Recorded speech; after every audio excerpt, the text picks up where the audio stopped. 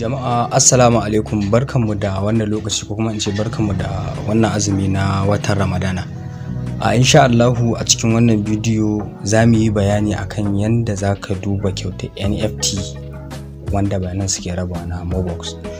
Za mu yi bayani, za mu nuna yadda za ka je ka duba, domin abin da zan iya cewa yana da sauƙi to amma waɗansu daga cikinmu gaskiya sukan kasa gane ina ne za ka shiga ka duba ko an baka wannan kyauta. To insha Allah za mu yi bayanin yadda za ka duba kaga idan bayan sun baka kyauta na shi wannan NFT din da suke raba. So kafin mu ci gaba da wannan bidiyo muna roƙon ku da idan wannan ne farkon zuwan ku channel namu da ku danna mana alamar subscribe da kararrawa, domin da zarar mun ɗora wani bidiyon za mu sanar da ku da wuri. So yanzu farko abin da za ka fara yi shine anan za ka je ka shiga wato ainihin Binance naka, kamar yadda kuke gani ga Binance dina. So za ka zo ka buɗe ta, idan ka buɗe za ka jira ta buɗe. To da zarar ta buɗe tana kawo ka wannan shafin, ko kuma idan baka yi login ba za ka tabbata kai login. So za ka zo ka taɓa gurin da ko ga an rubuta mo, idan ka rubuta sai ka danna nan gurin, sai ka danna gurin. Idan ka danna gurin anan za ku ga recommendation na abubuwa amma da yawa. Za ku ga send auto embed da swap payment da staking. To anan ƙasa za ku ga shi an sa Binance NFT nan gurin kenan. So nan za ku taba inda aka rubuta Binance NFT din, nan za ku danna, sai ku danna. Idan kuka taba gurin za ku ga yana tafa haka, za ku jira shi ya bude.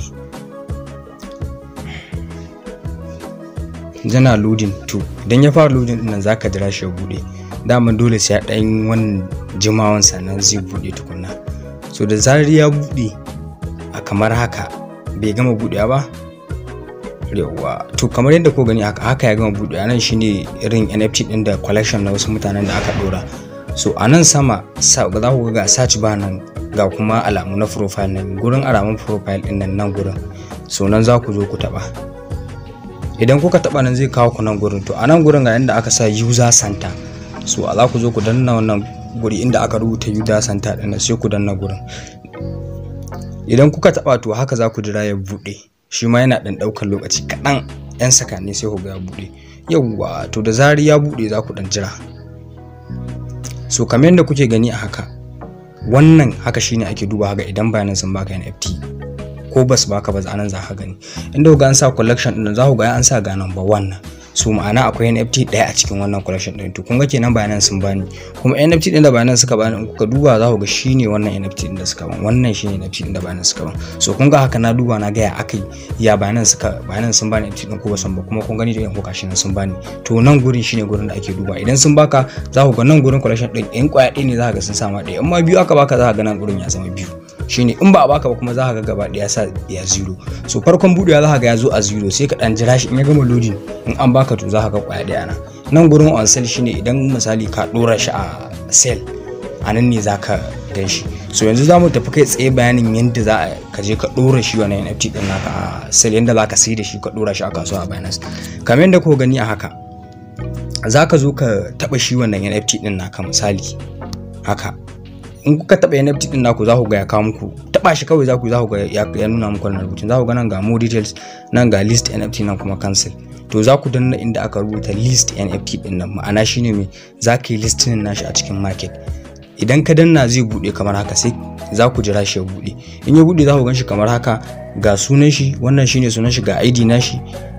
To a nan gurin kamar yadda kuka gani, nan gurin inda aka sa set price, to shine ma'ana idan zaka dora shi wannan NFT a market a yanzu a wannan lokaci, shine zaka dora shi a nan mai set price. Idan kuma nan gurin da kuka an sa set price anan shine mai zaka sa amount din da kake so. Idan misali kana so wannan NFT din ya shiga kasuwa a matsayin BNB ɗaya kake so, to nan gurin da kuka ga nan inda yake alamun ziran nan, za ku canza nan gurin ku tabbata ya zo kan BNB. Idan price ɗinka kana so ka sa shi a matsayin BNB ne, so nan za ka zo ka sa. Idan misali BNB ɗaya kake so za ka rubuta BNB ɗaya. Waɗannan shine ka sa mai price ɗinka a matsayin BNB ɗaya. Nan kuma za ku ga an sa fee. Wannan fee ɗin bayan za a ɗau fee ɗin ba, sai an siye shi. Idan aka siye shi shine za a ɗau wannan charges ɗin. Idan kuma baka so ka listing ɗin NFT ɗinka a matsayin BNB, kana so price ɗinka a biya ka da kamar a biya ka da BUSD, to za ka danna nan gurin. In ka taba nan gurin to zai nuna muku waɗannan kwaya uku. Za ku ga BNB, ga BUSD, ga Ethereum. So idan BUSD kake so, kamar kana so ka sa shi BUSD 20, to za ka taba wannan BUSD din. In ka taba shi sai nan ka zo ka sa 20, ma'ana misali za ka sa 20, to sorry nan ka sa 20, ka sa price din shi a BUSD kwaya 20. Idan kuma under Ethereum kake so, kana so in wanda ya tashi sai ya biya kuɗin da matsayin Ethereum, to zaka canza nan sai ka zo ka zaɓi wannan Ethereum din. So shine na a takaice bayani akan yanda zaka sa. So nan kuma ƙasa za ku ga an sa list immediately.